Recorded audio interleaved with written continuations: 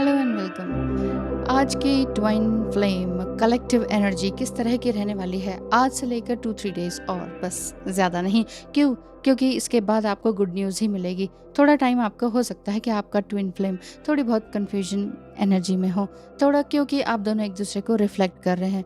इसीलिए आप अपने आप से पूछें कि क्या मैं इस जर्नी को रिकॉग्नाइज़ करती हूँ या करता हूँ, या फिर कहीं किसी भी तरह से हमारे मिलने के बाद में किसी भी तरह से इस ट्विन फ्लेम जर्नी में डाउट तो नहीं कर रहा हूँ या कर रही हूँ। कितना लंबा समय हुआ हमें मिले हुए और कितना ज़्यादा हम क्लियर हैं। ये सारी बातें आप अपने आप से पूछिए। साथ ही साथ जब से मैं अपने ट्विन फ्लेम से मिला या मिली हूँ, तब से क्या मैंने अपने अंदर झाँकना शुरू किया? क्या तब से मैंने अपने लिए क्वेश्चंस पूछने शुरू किए? क्या मैं तब से बहुत ज़्यादा स्ट्रॉन्ग बना या बनी हूँ? क्या मैं वाक़ई उन्हीं की तरफ लगातार मेरा ध्यान है? मतलब डिवाइन मस्कुलाइन की तरफ ही क्या मेरा ध्यान है 101%, या मैं 101% तो छोड़िए, 80% भी मैं अपनी तरफ मुड़ गई हूँ या मुड़ गया हूँ? तो फिर क्या मैं वाक़ई लकी हूँ, या मैं वाक़ई जीत रहा हूँ या जीत रही हूँ?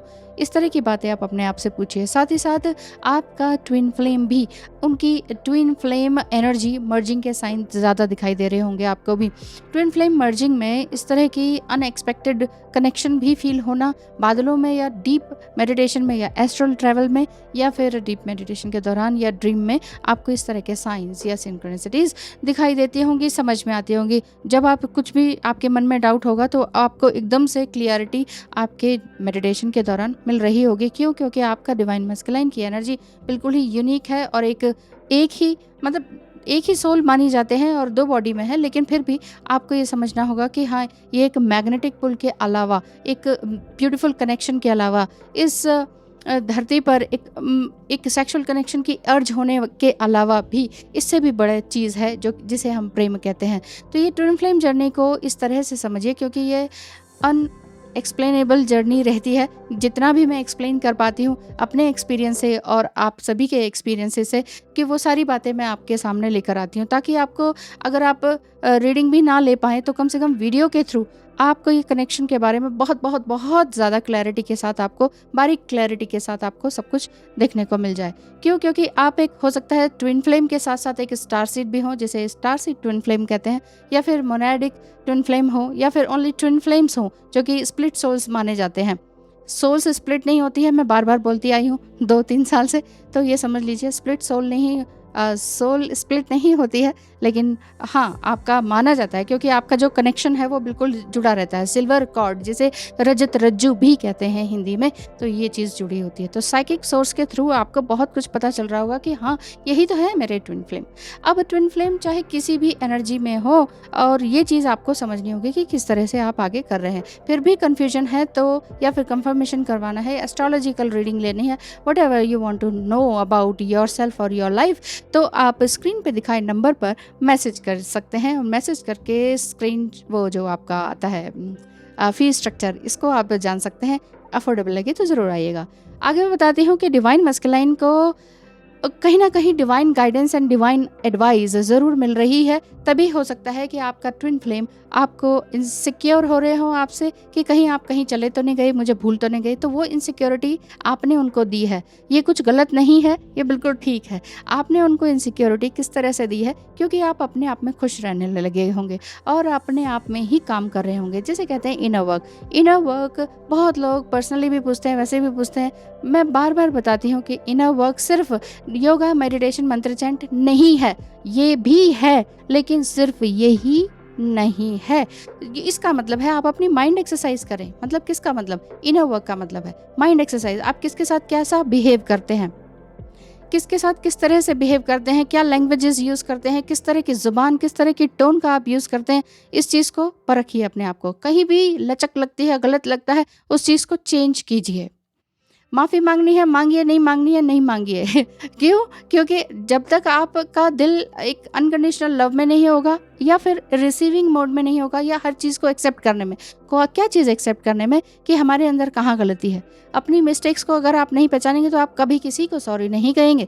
लेकिन अगर सॉरी कहते हैं, और टू मच सॉरी वाली बात नहीं है, अगर वाकई अपनी गलती को समझ गए और देन उसके बाद सॉरी कहते हैं, तो फिर वहाँ से आपका एक नया पर्सपेक्टिव शुरू होता है कि हाँ, सॉरी कह दिया, इट मीन्स बस ये मिस्टेक दोबारा नहीं होगी। सॉरी का मतलब ये नहीं है कि अब बार बार वही चीज़ करते रहें, सामने वाला माफ़ी करता रहे, है ना, ये वाली बात है। तो माइंड एक्सरसाइज का यही मतलब है कि आपके माइंड में क्या चल रहा है, आपकी ज़ुबान से क्या निकल रहा है, आपके हृदय में क्या है और आपके एक्शंस क्या हैं। तभी तो आपका कैरेक्टरिस्टिक्स बनता है, तभी तो कैरेक्टर बनता है, एंड देन तभी तो डेस्टिनी बनती है। इस चीज़ को अगर हम बिल्कुल ही उथले में ले लेते ना, ओहो ट्विन फ्लेम मिल गया, चलो भाई भागो, उससे बात करो, उससे ये करो वो करो, सेपरेशन हो गया, थोड़ा बहुत घंटी बजा लो, हो गया इनर वर्क, एंड देन वो आ जाएंगे एंड देन चले जाएंगे। ऐसा नहीं है, नहीं है, नहीं है। बस ध्यान रखिए, क्योंकि आपके ट्विन फ्लेम की एनर्जी इसीलिए बार बार चली जाती है। बार बार आप कहते कि हो रीयूनियन तो हो गया था, फिर से सेपरेशन हो गया। इट मीन्स आपको रीयूनियन का भी नहीं मालूम कि रीयूनियन हुआ भी था कि नहीं, क्योंकि रीयूनियन परमानेंट ही होता है और रीयूनियन हो जाने के बाद सेपरेशन नहीं होता है। वो ईश्वर चाहे तो फिर किसी को मार दे, वो अलग बात है। ये मान लीजिए हम भी रीयूनाइट है, तो अब हमारा सेपरेशन कैसे होगा? दोनों में से एक ऊपर जाएगा तभी होगा ना, ये वाली चीज़ है। इस चीज़ को प्रैक्टिकली स्ट्रांगली समझ लीजिए। अगर मृत्यु के से भी डर लगता है तो अभी आप अपने आप से ही रीयूनाइट नहीं हुए हैं। जॉब लॉस से डर लगता है, सडन कुछ चेंज आने से डर लगता है ना, तो समझ लीजिए आप अपने आप से रीयूनाइट नहीं हुए हैं। ये वाली सारी बात है। तो आपके जो डिवाइन मस्कुलाइन की एनर्जी है वो काफ़ी चेंज हो रही है। 11 11 9 9 5 5 नंबर, ये उनको कुछ ज़्यादा ही सीक्वेंस में दिखाई दे रहे हैं। ऐसा मुझे फील हुआ है आपकी एस्ट्रोलॉजिकल प्लैनेट्स के हिसाब से भी, क्योंकि डिवाइन मस्कुलाइन एनर्जी इस समय में अपने आप के मंथन में है। जैसे समुद्र मंथन हुआ था, उसी तरह से वो अपने माइंड को चला रहे हैं कि ये जर्नी क्या है, ये मुझे बार बार उसी की क्यों याद आती है। हो सकता है बहुत लोगों के ट्विन फ्लेम वापस भी आ गए हों और आपको काफ़ी वैल्यू भी देने लगे हों। हाँ, तो यहाँ पर आप ये बिल्कुल भी मत समझिए कि आपको वो वैल्यू करने लगे हैं तो अब आप जो है बिल्कुल पेडेस्टल पर हो गए, अब हमारा सेपरेशन कभी नहीं होगा। ये जब बहुत ज़्यादा जब हम उम्मीदें बांधते हैं ना, या अटैचमेंट में होते हैं, वहाँ पर प्रॉब्लम आती है। Day by day, her bar her 2-3 days में मैं आपको एक करंट एनर्जी लेकर आती हूँ। इसका मतलब ये नहीं है कि मैं आपको कह रही हूँ कि आप उनको चेज़ करो। इसका मतलब ये है कि आप संभल जाएं। अगर वो वापस भी आ चुके हैं तो वहाँ पर आप अपनी वैल्यू, अपने टाइम की वैल्यू करना सीखें, बजाय कि आप लगातार फिर फ़ोन पे ही लग गए, फिर से मिंगल हो गए, माफ़ कर दिया एंड देन फिर से मिंगल हो गए, फिर से वही बातें हो गई। तो वही बातें या वही हिस्ट्री रिपीट होती है। इट मीन्स कहीं ना कहीं आपकी मिस्टेक होती है, क्योंकि आप अपनी मिस्टेक को एक्सेप्ट नहीं कर पा रहे और देख नहीं पा रहे। तो ये था आज का करंट रीडिंग। आई होप कि आपको पसंद आएगी। और ध्यान रखें कि जो भी आपको मेडिटेशन में दिखाई देता है, सुनाई देता है, या सॉन्ग्स सुनाई देते हैं, उस चीज़ को नोट करके रखें और समझें कि वो एंजल नंबर भी जो मुझे दिखा वो क्या था और इसका क्या मीनिंग है।